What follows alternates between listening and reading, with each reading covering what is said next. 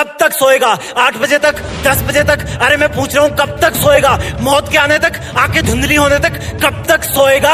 तेरे ख्वाबों के ब्लर होने तक, सांसों को आधा झूलने तक कब तक सोएगा यार? कब तक सोएगा? देख दुनिया कितनी आगे भाग गई है। जो चांद आधा था वो पूरा हो गया, कितने सूरज उगकर वापस ढल गए, कितने मौसम आए और चले गए, और तू सिर्फ सपने देखने में ही रह गया। काश के तू थोड़ा उनको पूरा करने पर भी ध्यान देता, काश के तू थोड़ा मन लगाकर पढ़ता।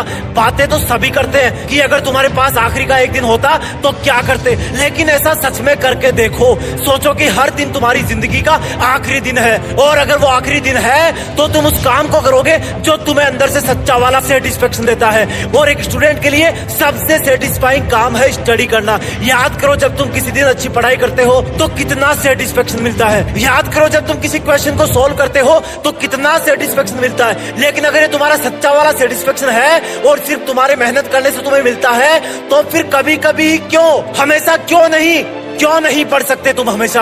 क्या तुम इतने पागल हो गए हो कि जिस काम से तुम्हें सच्चा वाला सेटिस्फेक्शन मिलता है उसको छोड़ दोगे और इग्नोर करोगे?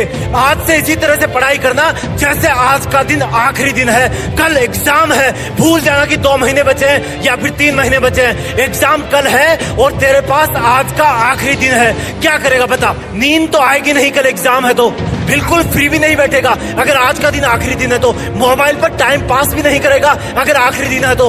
अगर बहुत बड़ा करना है तो अपने अंदर एक आर्टिफिशियल इमरजेंसी क्रिएट करो कि मेरे पास इस काम को करने के लिए सिर्फ आज का दिन है। जरूरी नहीं कि आज के दिन में वो काम पूरा हो जाए, लेकिन आखिरी वक्त तक जिंदगी की परीक्षाओं से लड़ते रहना ही एक वीर योद्धा की निशानी है। एक स्टूडेंट के लिए आखिरी वक्त तक एग्जाम से लड़ते रहना ही उसका धर्म है। लास्ट सेकंड तक सीखते रहना ही उसका धर्म है। चीजों को प्रैक्टिकली समझो, रटो मत, उनको विजुअलाइज करो। किताबें बोरिंग तुम्हें तभी लगती है जब उसको एक निर्जीव वस्तु मान लेते हो।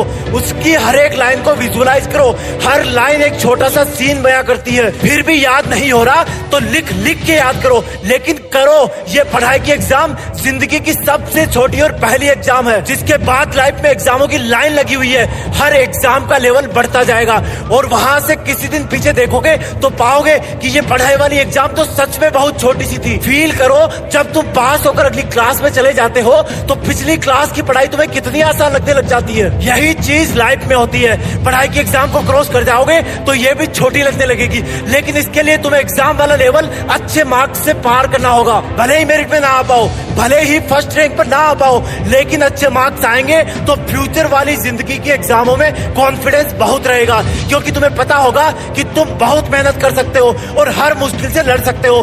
किताबों में होता ही क्या है, हर लाइन शब्दों से मिलकर बनती है, और अगर उन्हीं शब्दों का सीक्वेंस चेंज कर दोगे तो लाइन का मीनिंग बदल जाएगा। इसलिए रटने का काम नहीं चलेगा, तुम्हारा दिमाग उनकी सीक्वेंस भूल जाएगा। अगर याद करना है तो कंसेप्ट क्लियर करो, उनको समझो, और ना समझने में बगावत करता है तुम्हारा दिमाग, जो कि फालतू चीजों को पहले प्रायोरिटी दे देता है, निगेटिव चीजों को पहले प्रायोरिटी दे देता है। जिस दिन तुम्हारी दोस्ती किसी किताब से हो जाएगी तब उस किताब में पूरा पढ़ लेने पर तुम इमोशनल हो जाओगे, जैसे कि कोई फ्रेंड तुमसे दूर चला गया हो और फिर तुम उसके वापस पन्ने पलटोगे, उसमें तुम वापस खोना चाहोगे। जिंदगी में आगे जाकर ये पढ़ाई वाला वक्त तुम्हें बहुत याद आएगा, और सच बता रहा हूँ तुम तब सोचोगे कि शायद थोड़ा और ज्ञान हासिल कर लेता तो आज मैं अपने सपनों के ब्रांड वाली कार रखता। लेकिन तब सोचने से कुछ नहीं होगा, अगर होगा तो सिर्फ और सिर्फ अभी करने से होगा। सीखो, आगे बढ़ो और जिंदगी की चुनौतियों से लड़ने के लिए ज्ञान का एक मजबूत कवच तैयार करो।